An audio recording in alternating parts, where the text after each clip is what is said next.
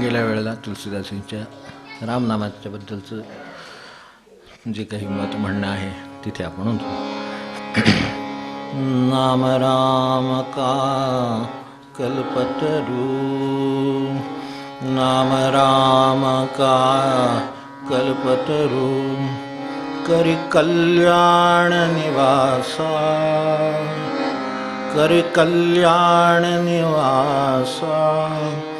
जो सुमिरत भयो भांग से तुलसी, जो सुमिरत भयो भांग से तुलसी, भांग से तुलसी दासा भयो रे, भांग से तुलसी दासा भयो रे, भांग से तुलसी दासा.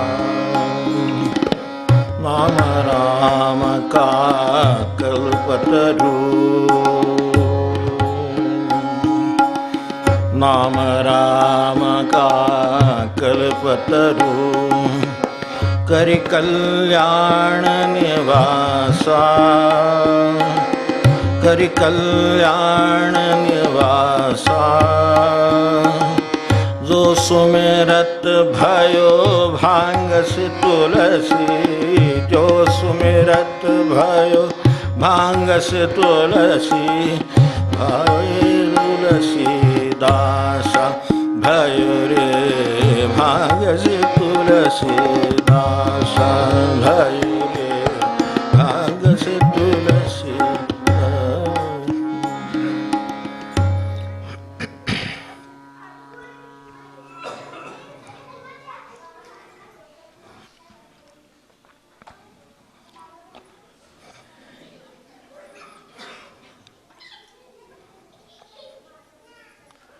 आपला लाभ व्हावा, फायदा व्हावा साध्या भाषेत, याबद्दल तर काही कोणाचं दुमत असायचं कारण नाही. ती प्रकृती असो, लौकिक गोष्टी असोत, त्यात आपल्याला लाभ व्हावा, चांगलं व्हावं काय ते आपलं.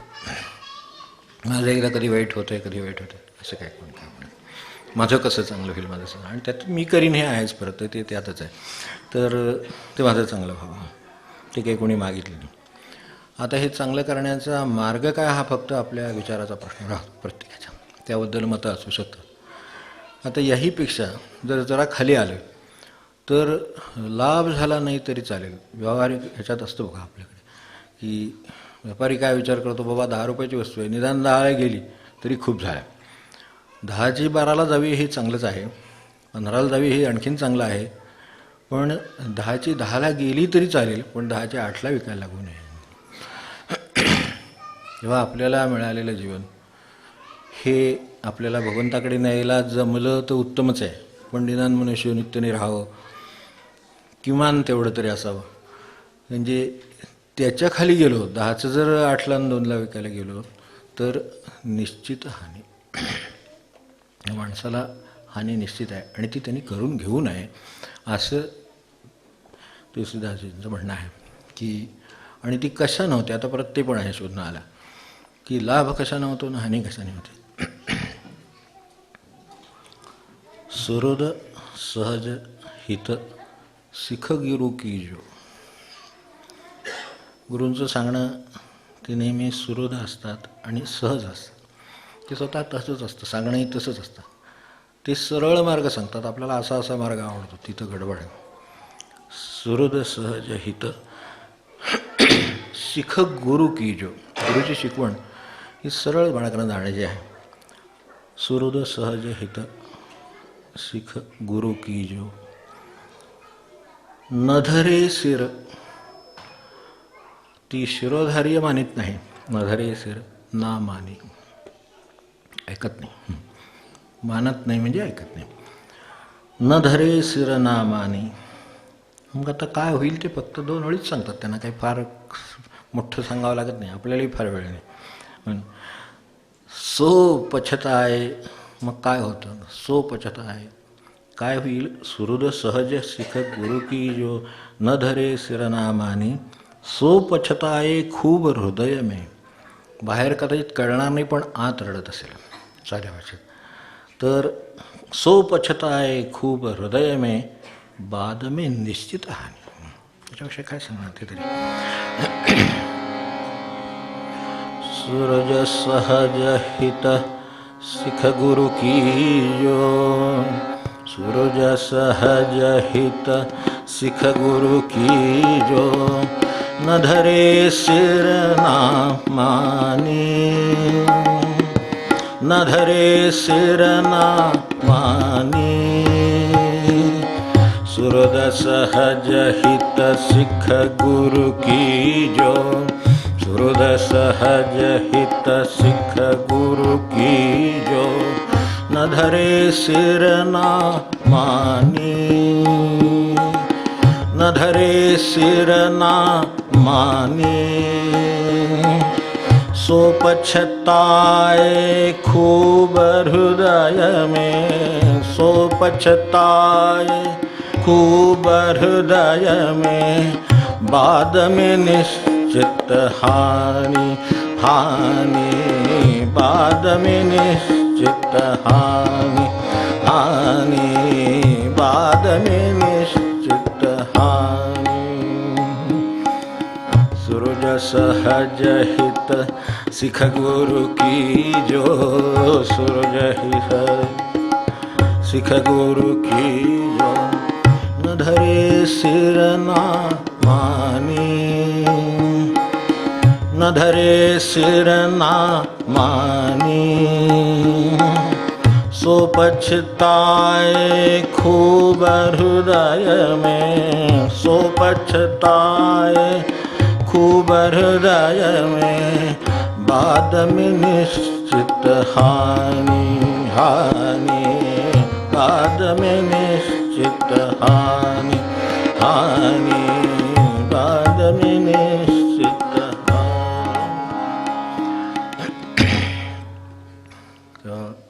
नंतर नुकसान होतं हे नक्की आहे. का करणार. पण त्यावेळेला ऐकावं असं वाटत नाही. काय आडायचं त्याला.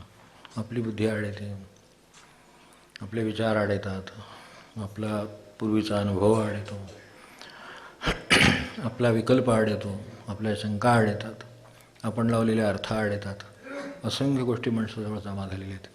त्यामुळे ते सरळ जायला सांगतात आणि आपण थांबून राहतो नाही तर दुसरीकडे जातो. तर त्यांचं म्हणणं असतं की सरळ आहे. नाममार्ग हा सोपा. इतकं सोपं आहे. त्याच्यासाठी आपण आलात ना, जमलो आहात ना. उद्या आहे ना पहाटे 5. तर इतका नाममार्ग सोपा. अरे इतकं सोपं आहे खरं म्हणजे. पण मनुष्य म्हणतो काय हा रविवार मिळाला एवढा. एकच आम्हाला बोलायला मिळतो. हे काही उभयता मान्य करणार नाहीत खरं म्हणजे. कारण एकाला तरी बोलायला मिळतंच. प्रपंचाचा अनुभव हे त्यातला बोलतच असतो. दुसऱ्याला बोलायला मिळत नाही. तो म्हणतो दुसऱ्याला मला बोलायला मिळतं. आता खरं ठीक आहे. असेही फळे झालेत. असेही झालेत. बरे हे 15 दिवसांनी एकदा आहे. एरवी 14 दिवस आपण बोलतोच आहे. इतर गोष्टी त्या अगदी काही परमार्थाचं का चाललं आहे की नावामध्ये कशी अडचण आली, मग दूर कशी केली, मग तुम्ही काय प्रयोग केला, मी काय प्रयोग केला, कसं नाम वाढलं, कसं हे झालं, मग भाव कसा आला वगैरे, मग भगवंत, मग ते दर्शन कसं झालं, काय झालं, ह्याची का चर्चा चालली आहे. ते ठरलेलं कळलं का, त्यांचं म्हटलेलं कळलं का, ह्यांचं असं काय बोलते. 14 दिवस बोलते. अजून काय करता येईल का. आपण जाऊन, तुम्ही जाऊन काय करणार तिथे मला सांगा.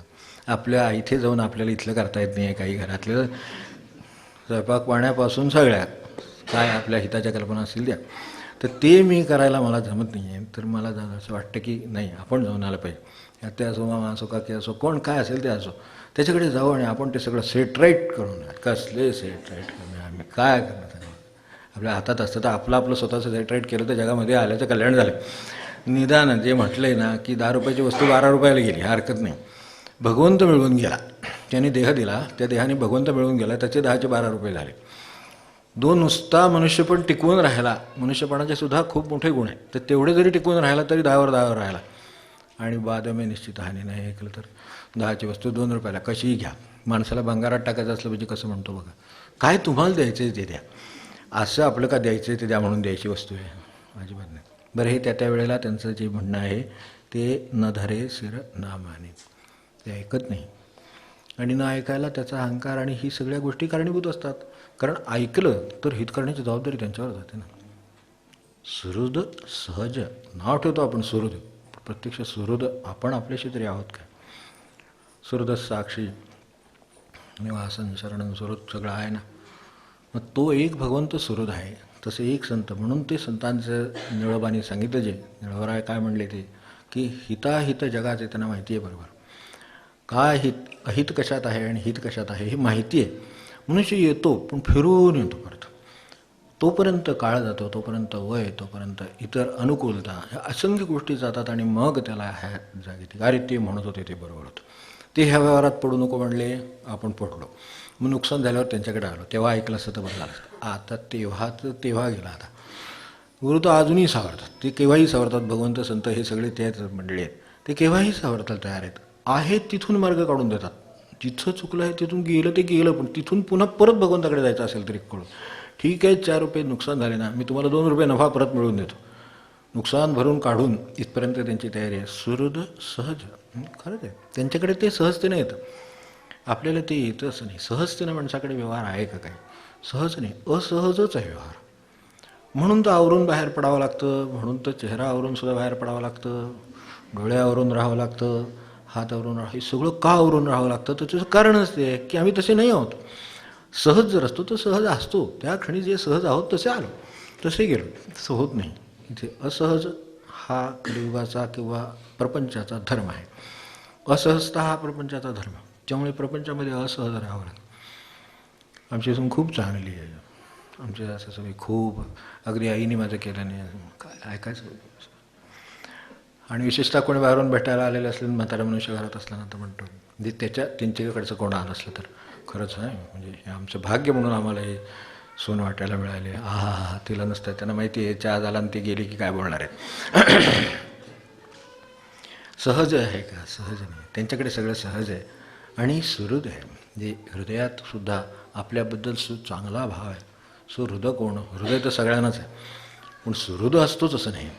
तो एक भगवंत सुहृद आहे फक्त, त्याला आतून कल्याण व्हावं असं वाटतं, म्हणून तो सुहृद आहे. त्या अर्थाने म्हणजे चांगलं ते आपलं व्हावं असं त्याला वाटतं, म्हणून सुहृद सहज.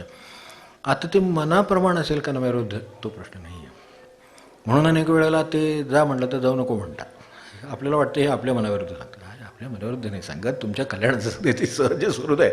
त्यांची शिकवण म्हणजे सीख, ही जी सीख आहे ती सगळी शिकवण सगळी सरळ सोपी चांगल्यासाठी कल्याणासाठी आहे.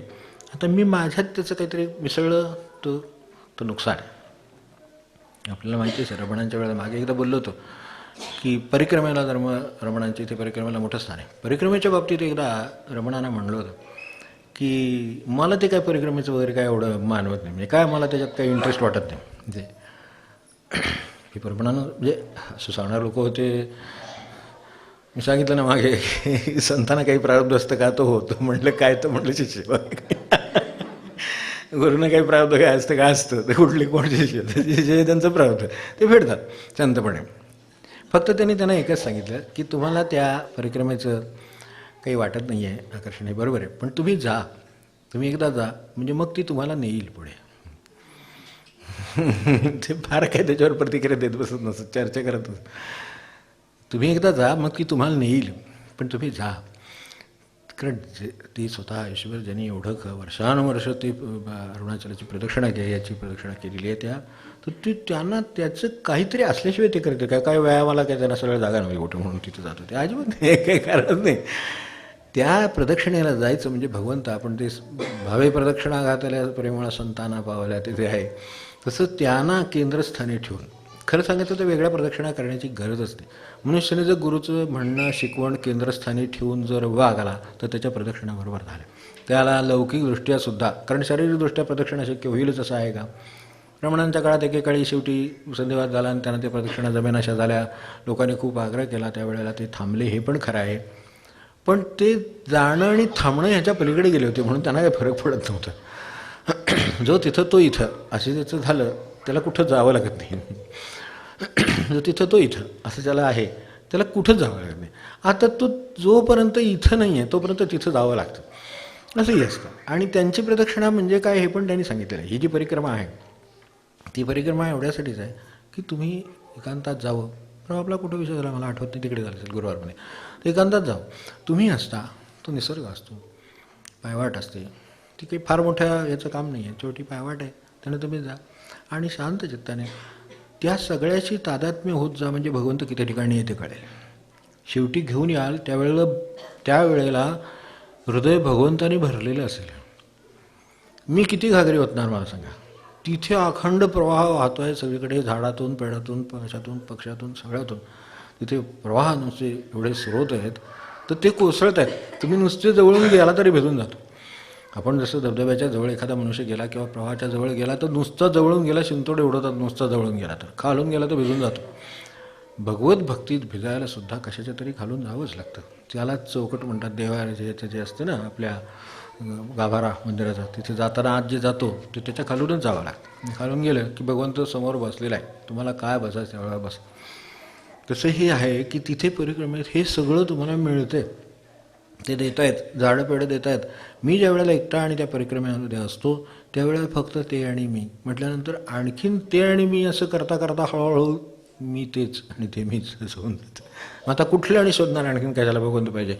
भगवंत म्हणजे अनुभवाला भगवंताचा आनंद. मग त्या क्षणी जर फक्त आनंदच राहिला तर चालण्याचे सुद्धा श्रम राहत नाहीत. लौकिकदृष्ट्या जर आपल्याला बघायचं असेल तर चालण्यासुद्धा कष्ट आहेत, श्रम आहेत, मान्य आहे. दमेल, मनुष्य घामेल, सगळं खरं आहे. पण तिथं चालताना काही जाणवत नाही. आल्यानंतर मनुष्य येतो तो म्हणजे एखादा विश्रांती घेऊन यावा. तसा मनुष्य जर परिक्रमेतून आल्यानंतर 14 मैल चालल्यावर चालत होत असेल तर त्यांना परिक्रमाच करणं इष्ट आहे. मग असं त्याबद्दल बोलले होते त्यावेळेला. म्हणजे त्याचा संबंध याच्याशी कशाने आला ते सांग. त्यावेळेला ते परिक्रमेला जाताना मागे आपल्याला बोललो असेल तर तो तिथे त्यांच्या भोवती जशी वानर आहेत, मोर आहेत, पक्षी आहेत असे सतत वावरत असायचे. तर ते शिकारी होता आणि त्यांनी तो मरावर बाण धरला होता मारायला. ते त्यांनी बघितलं लांबनं, का ते जंगलाचाच भाग आहे. त्यामुळे जंगलात त्यांनी मारला आणि त्यांना म्हटलं अरे थांब म्हणले. तो काही ऐकण्याच्या सर्वसाधारणपणे संतांचा ऐकण्याच्या मनस्थितीत कोणी नसतो सर्वसाधारण. त्यातून तो शिकारीच बोलून जरा. तर तो म्हटला तुम्ही काय सांगताय मला, तुम्ही जावा. ठीक आहे गेले निघून. प्रदक्षिणेच्या मार्गावरनं निघून आपली प्रदक्षिणा पूर्ण करून आले आणि 2 दिवस गेले. आणि एकाने सांगितलं तुम्ही त्या दिवशी त्या माणसाला, त्या पक्षाला मारू नको म्हणून सांगितलं होतं. त्याचा हात तुटला, त्याला अपघात झाला आणि त्याच्यामध्ये त्याचा हात तुटला. ते म्हणले सांगितलेलं ऐकलं असतं तर वाचवता आला असता. बारीक आहे हे, न ऐकल्याचं आहे आणि पुढे ऐकल्याचं पण आहे. आपल्याला अगदी समोर असलेलं उदाहरण आहे. एवढे भाऊसाहेब होते शब्दाच्या बाहेर नाही. ते महाराजांपेक्षा मोठे, शिक्षण आणि इंजिनियर सगळं, सरकारी अधिकारी सगळे हे तिथं असताना त्यांना ऑर्डरली होता रिटायरमेंट नंतर. म्हणून ते एकदा म्हणले ना महाराजांना कशाला त्याच्यात पडतं, मी ऑर्डरला पाठवून त्याला जर आज म्हणले थांब हे माझं वर आहे इथलं इथं. त्यांना वाटलं महाराज संतापले, त्यांना कशाला त्रास व्हावा, त्याला पाठवून देऊ का, चिपायाला पाठवून देऊ का. का म्हणले त्यांच्याकडे वळून म्हणले नाही हे वर आहे कळायचं, ठीक आहे तुम्ही काळजी करू नका, ऑर्डरीचं काम नाही माझंच काम आहे ते करतो. आणि ते केलं की ते होईल सरळ बरोबर. तर हे कळायच्या वर आहे असं ते ज्यांची सत्ता आहेत तर ती मानणाऱ्यांचा ते शब्द पाठवू नका म्हटल्यानंतर त्यांनी नाही मी करतो, नाही त्यांनी पाठवू नका म्हटलं संपलं, आता आपलं काम संपलं, आता काय पाठवायची गरज नाही, ते बघतील काय करायचं ते. असे जे शब्दात आहेत तर त्यांना त्या दिवशी महाराजांनी एक दिवशी रोज त्यांची खरं म्हणजे झोपण्याची जागा त्या सरकारी जी शेड आहे समोरच्या बाजूला ते मारुतीचं मंदिर आहे तिथे शेड सरकारी होती, तिथं ते वराडाने उतरलं होतं. तर ते तात्यासाहेबांच्या वेळेला तर ती जी जागा होती तिथेच भाऊसाहेब त्यावेळेला तात्पुरते राहत असत. तर त्याच्यात त्या दिवशी रात्री महाराजांनी त्यांना बोलवून सांगितलं असं करा भाऊसाहेब, आज तुम्ही जी दोघं तिघं मंडळी झोपता त्या तिथे शेडमध्ये न झोपता मंदिरात झोपा. मंदिरात सहसा झोपायचं की परवानगी नव्हती, पण आज तुम्ही मंदिरात झोपा. भाऊसाहेबांनी काय सांगितलं, महाराजांनी काय आपल्याला सांगितलं, भाऊसाहेब म्हणले त्यांनी आपल्याला मंदिरात झोपायला सांगितलं, आज आपण मंदिरात झोपायचं. मग ते कसं, मग मंदिरात ते नियम काय आहेत आपल्याला सांगा. महाराजांनी काय मंदिरात मंदिरात झोपायचं. मंदिरात झोपले, सकाळी उठले, दुसऱ्या दिवशी असं कळलं की रात्री तिथं फ्लिक्सची उंदीर पडली, तिची लागण झाली. त्याच्यातून काही मंडळींना प्राणाला मुका. आता हे ऐकणं हितासाठी, सूरज सहज हित शिख गुरु की जो. आता न धरे तर ठीकच आहे, मग काय आलं असतं आयुष्यात आपल्या वाटायला पुढे. आणि कशी पुढची वर्ष 9 वर्ष महाराजांच्या सहवासाची जी मिळाली ती कशी मिळाली असते, अवघड आहे. ते हे ऐकलं म्हणून हे जमलं. म्हणून तिथे टाळता येण्यासारखं होतं. म्हणजे इथं टाळता येण्यासारखं होतं ते टळलं. कारण धरे सिर और मानी, न धरे सिर ना मानी नाही, असं झाल्यामुळे हे शक्य झालं. असं तर अनेकांच्या बाबतीत आपण बघितलं असेल. म्हणून ते गणपतराव बैल आपल्या कायम आठवणीत राहतो. जे बैलांना कळलं ते गणपतरावांना कळलं नाही, हे जे म्हणले महाराज ते त्यामुळेच म्हणले ना. शेवटी ज्यांना म्हणत होते तुम्ही जाऊ नका आज, तरी बैलगाड्या जोडून महाराजांचा निरोप घेऊन निघाले. पण दुसऱ्या बाजूला धोंडोपंत पण त्यांच्यासारखी सुद्धा माणसं होती की जे महाराजांनी जा म्हणल्याशिवाय यायचं आपल्या हातात, जायचं त्याच्या हातात. असे किती शिष्य होते. काय त्यांची तयारी असेल, येणं आपल्या हाती, जाणं त्यांनी ठरवायचं केव्हा जायचं ते. तर तशातले हे धोंडोपंतांसारखी माणसंसुद्धा होती. तर महाराजांनी परवानगी दिली नाही. तुळशीजवळ उभे होते, तर तुळशीजवळच उभे होते. महाराज आत गेले, आलोच म्हणले, गेले. हे काम असतं. त्यांना माहिती आहे काहीतरी आहे, त्याचा विषय आहे, थांबू, परीक्षा घेऊ, हालाही जवळ घेऊ आणखीन. तर त्याच्यासाठी तिथे तुळशीवृंदावनाजवळ माळ घेऊन तसेच बसले होते. ते माळ घेऊन तिथंच उभे राहिले ते रात्रभर. महाराज 4 वाजता नेहमीसारखे उठून आले पहाटे. अरे तुम्ही गेला नाहीत. म्हणले तुम्ही आज्ञा नाही दिली. तुम्ही म्हणले आलोच. आणि मग त्यांची आज्ञा घेतल्याशिवाय जायचं नाही. मानणाऱ्याचं काय आहे, न मानणाऱ्याचं काय आहे. म्हणून गणपतरावांना सांगत होते तुम्ही जाऊ नका. आता नाही, मला जाणं आवश्यक आहे, कोर्टाचं हे आहे, काम आहे, असं आहे तसं आहे. ठीक आहे बाबा, तुम्हाला जायचं आहे ना. बैलगाड्या जोडून दिल्या, सगळं या म्हणले, सगळं झालं. रात्रीच्या बैलगाड्या यायच्या आणि कोरेगावला स्टेशनशिवाय काय मार्ग नाही. मग हे वाटेत आपल्या वर्धनगडचे वाट लागत.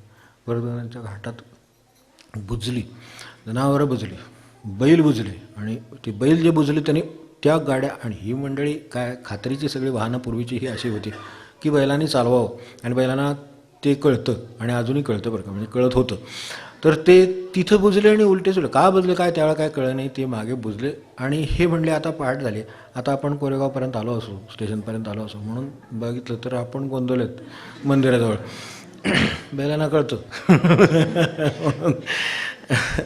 म्हणले सगळं माझं कामाचं नुकसान झालं. म्हणले होणार. म्हणजे बघू दे, असू दे म्हणले, बैलांना कळलं आहे ते. त्यामुळं आणि हे गेले होते कशासाठी, कोर्टाची तारीख गाठायची म्हणून. दुसऱ्या दिवशी टेलिफोनला कळलं की ती कोर्ट त्या दिवशी काय बसलं नाही, ती तारीख पुढे गेली. मग आता हे काय झालं, केलं तर हसही आहे, न केलं तर हसही आहे. आपण दोन्ही बाजूनी विचार करून ठेवा, फार सांगण्याची काही आवश्यकता नाही. तर आता हे असं आहे, ही काही सिद्धिविद्या असते का? काही ना माणसांना ते एक म्हणत आहेत की हे काय सांगतात म्हणजे ह्यांच्या डोक्यात काहीतरी ह्यांना सिद्धिविद्या असल्याच म्हणून हे पुढचं आपल्याला असं सांगतात. मग ते ऐकावं आपण, आपलं कल्याण. सिद्धीचा प्रश्न नाही याच्यात काही. हे आपल्याकडे पांगेऱ्याचे स्वामी होते ना, त्यांच्या याच्यात हा फार बारकाईनं मुद्दा चर्चा केलेली आहे. बरोबरचे माणूस होते ते अत्यंत तर्कशुद्ध विचार करणारे, काटेकोर होते. तेव्हा त्यांच्याशी झालेले संवाद आपण पाहिले ते चालेल, मी काय सांगत बसत नाही. पण मुद्दा एक सांगतो की ह्या अनेक संतांच्या याच्यामध्ये कुठेतरी ह्या मुद्द्यावर येतं. त्यांनी दिलेल्या उत्तराचा सारांश फक्त सांगतो. ते काय म्हणतात की आम्ही इथं आहोत, पण आम्ही काळाला बांधील नाही. आम्ही मागेही जाऊ शकतो, तिथे काय झालं ते पाहू शकतो, पुढेही जाऊ शकतो आणि पुढे काय होणार आहे पाहू शकतो. आता ते पाहिल्यामुळं जर हा असाच जात राहिला तर कुठे जाईल. आपल्याला GPS वर दिसतं ना, असाच जात राहिला तर कुठे जाईल, वळतो ना. याच्यापेक्षा काय असायचं. तर ते आम्ही सांगतो. आता ते ऐकलं ते खरं होतं, पण नाही ऐकलं तर काय तो जाणारच आहे, भरकटं तर भरकटं. म्हणून आडमार्गी जीवा ते जे आहे ना, संत संगतीचा लाभ घेई म्हणा, हे कशासाठी लिहिलं. त्यांच्यासारख्या माणसाने लिहिलं जे साक्षात्कारी आहेत, 12-12 वर्ष तपश्चर्या करणारे आहेत, आणि म्हणून त्यांना हे सांगतो. म्हणून ही मंडळी म्हणते. तसं नसतं ते. आणि दुसरं त्यांनी ते पण त्यांचं एक रहस्य म्हणून सांगून ठेवले आहे. काय रहस्यच आहेत, आपल्यातच आहेत, मग बोलायला काय हरकत नाही. बरं, तसंही आपल्याला ते अनुभवाला येतच असतं. हे पुढे सांगतात असं होतं, असं होणार आहे हे आधीच सांगितलेलं असतं. आता असं होणार आहे हे आधी काय ते भविष्यवाले आहेत का? त्यांना विचारलं होतं, हे बांगेऱ्याच्या स्वामीने विचारलं होतं, त्यांना भविष्य येत होतं. ते म्हटलं हे भविष्याने सांगितले आहे मिळाले, हे कल्याणासाठी मला जे दिसलं ते सांगितलं. पुढे हे दिसतंय, ज्याला पुढच्या चौकात काय होणार आहे 1 महिन्याने, 2 महिन्याने, 4 महिन्याने, 6 महिन्याने तर दिसते. आता ते जर त्यांनी सांगितलं, शिकवण त्यांची आहे तशी की असं करा, करू नका, असं काय असेल ते ऐकलं उत्तम आहे. नाही ऐकलं तर मग सोपचता आहे खूप बाद में निश्चित हानी. ते हे होतं. मग हे का होतं तर ते काय म्हणले की ते नाही, तसं नाही आहे. ते म्हणले त्यांच्याबरोबरचे जे ग्रस्त होते ते म्हणले तुम्ही अमक्याला अमुक सांगितलं. ते म्हणले तसं काय नसतं, ते बोलाफुला गाठ पडते. पहिल्यांदा हे असलीच उत्तर मिळत, बोलाफुला गाठ पडते, तसं होतं एखाद्या वेळेला वगैरे. हे म्हणले तसं काही होत नाही, मी नोंद ठेवलेली आहे, तुम्हाला दाखवतो. हा माणूस आला, त्याला तुम्ही काही बोलला नाही, तो गुपचूप गेला, त्यांना तुम्ही होय म्हणणार नाही म्हणणार नाही, काय नाही म्हणणार. ह्याला तुम्ही सांगितलं हो तुम्ही जावा तिकडे, काही हरकत नाही, मग तुम्ही. आणि एखाद्याला सांगितलं तुम्ही जाऊ नका, त्याचं नुकसान झालेलं मी पाहिलं आहे. तुम्ही गप्प बसला, तिथं काहीच झालेलं नाही आहे, मी पाहिलेलं आहे. आणि हेही पाहिलेलं आहे की ज्याला तुम्ही जा म्हणून सांगितले त्याचं काम झालेलं आहे. ते म्हणजे हे काय आहे, तुम्ही जा म्हणता, काम होईल म्हणता, हे काय आहे. तर हे तुम्हाला काय आहे, तुम्ही विषय काय तर कळतं का तुम्हाला? विषय नाही कळत. ते हे जसं भविष्यात डोकावल्यामुळे कळतं, तसं एक रहस्याचं उत्तर त्यांनी सांगितलं की आम्हाला असं काही स्वतंत्र आमचं काही अस्तित्व नाही, आम्ही भगवंताशी तद्रूप असतो. आता भगवंताशी जो तद्रूप असेल त्याला भगवंताजवळ जे असतं ते त्यांच्याजवळ असतं. त्यामुळे एक आजूबाजूला काही शक्ती वावरतात आणि आम्ही त्यांना कधीच मान देत नाही, कारण आमच्यासमोर फक्त भगवंत मानतो आहे, बाकी आम्ही मानत नाही काही. आणि तो मार्ग नाही, त्यामुळे तो अनिष्ट मार्ग असल्यामुळे आम्ही तिकडं त्या मार्गाला जात नाही. पण त्यांना भगवंतामुळे यावं लागतं, कारण माया ताब्यात भगवंताच्या आहे, त्यामुळे शक्ती ताब्यात भगवंताच्या आहेत. त्यामुळे त्या बाजूला असतात आणि एखादा शब्द पडला तर ते झेलतात काही वेळाला. एवढंच. सुहृद सहज हित शिख गुरु की जो, सुहृद सहज हित शिख गुरु की जो, न धरे सिर ना मानी, न धरे सिर ना मानी, सहज सुहृद शिख गुरु की जो, सुहृद सहज हित शिख गुरु की जो, न धरे सिर ना मानी, न धरे सिर ना मानी, सो पछताए खूब हृदय में, सो पछताए खूब हृदय में, बाद में निश्चित हानि हानि, बाद में निश्चित हानि हानि, बाद में निश्चित हानि. मग हे नकारात्मक सांगितले, आपण होकारात्मक घ्यावं म्हणजे झालं. काय होईल ते सांगितलं, मग तसा अनुभवही आला. अनुभवही असेल त्याला तो प्रश्नच नाही, त्यांनी अनुभवाने हे खरं मानावं. मग काय मानावं, मग आता सांगेल ते मानावं झालं, इतकं सोपं आहे, बाकी काय नाही. सुहृद सहज हित शिख गुरु की जो, सुहृद सहज हित शिख गुरु की जो, न धरे सिर ना मानी, न धरे सिर ना मानी, सो पछताए खूब हृदय में, सो पछताए खूब हृदय में, बाद में निश्चित हानि हानि, बाद में निश्चित हानि हानि, बाद में निश्चित हानि. सुहृद सहज हित शिख गुरु की जो, सुहृद सहज हित शिख गुरु की जो, सुहृद सहज हित शिख गुरु की जो.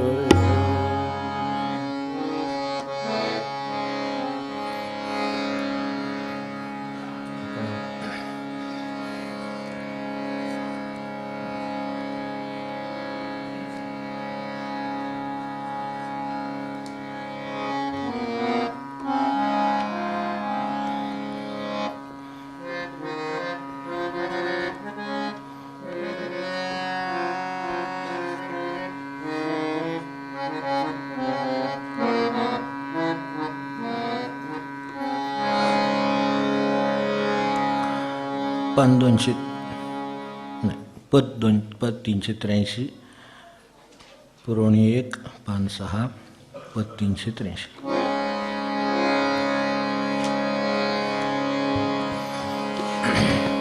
काय आहे, नाममार्ग हा सोपती आहे, पण त्याच्या आधी आपण स्वामींचं पाहिलेलं आहे की ही सगळी बुद्धी सगळं हे होईल असं नाही, आकलन होतं सगळं. पण ती प्रत्यक्षात आणायला सुद्धा लागतं. आणि काय अकलनाने होतं ते सांग, नामाचे कारण आहे हे स्पष्ट सांगितलेलं आहे आपल्याला. तर त्यामुळं हे जे महाभय, हे छोटं भय सांगितलं, हे मृत्यूभय, हे महाभय. समजा आणखीन काय, आयुष्याचं नुकसान आहे त्याच्यापेक्षा मोठं भय. ठीक आहे, ही जी सगळी भय आहेत ती निवारण होतात आणि पुढे संतांची संगती मिळते म्हणून नामात राहावं यासाठी. आणि आज काही संपवायचं कारण नाही, कारण आपली उपासना सुरूच आहे आता उद्यापर्यंत ना. वण वण करीसी फुका गारे, वण वण करीसी फुका कारे, नाम मार्ग हा सोपा हरी रे, नाम मार्ग हा सोपा हरी रे, नाम मार्ग हा सोपा हरी रे, नाम मार्ग हा सोपा. वण वण करीसी फुका कारे, वण वण करीसी फुका कारे, नाम मार्ग हा सोपा हरी रे, नाम मार्ग हा सोपा हरी रे, नाम मार्ग हा सोपा. संसाराची चिंता निवारी निवारी, संसाराची चिंता निवारी निवारी, आशा भय दूर करी दूर करी, आशा भय दूर करी दूर करी, प्रारब्ध ही मागे सारी मागे सारी, प्रारब्ध ही मागे सारी मागे सारी, अंतरंग शांत करी शांत करी, अंतरंग शांत करी शांत करी, आडमार्ग धुंडीसी फुका कारे, आडमार्ग धुंडीसी फुका कारे, नाम मार्ग सोपा हरी रे, नाम मार्ग सोपा हरी रे, नाम मार्ग सोपा.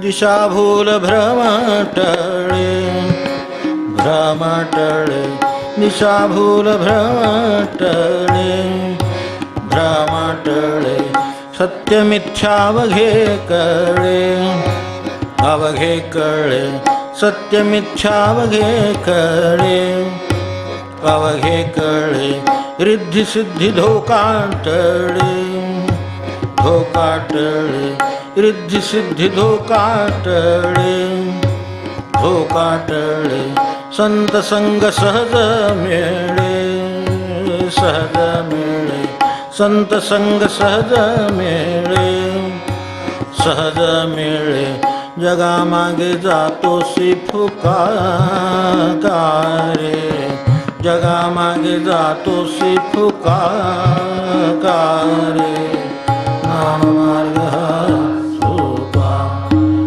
हरी रे, नाम मार्ग हा सोपा हरी रे, नाम मार्ग हा सोपा. दीन म्हणे बसल्या जागी बसल्या जागी, दीन म्हणे बसल्या जागी बसल्या जागी, अवघे पाही लागे मार्गे लागे मार्गे, अवघे पाही लागे मार्गे लागे मार्गे, प्रेमनिष्ठ ठेवी जागी ठेवी जागी, प्रेमनिष्ठ ठेवी जागी ठेवी जागी, गुरु खुणे विहरे जगी विहरे जगी, गुरु खुणे विहरे जगी विहरे जगी, आटाटी करीसी फुका कारे, आटाटी करीसी फुका कारे, नाम मार्ग हा सोपा हरी रे, नाम मार्ग हा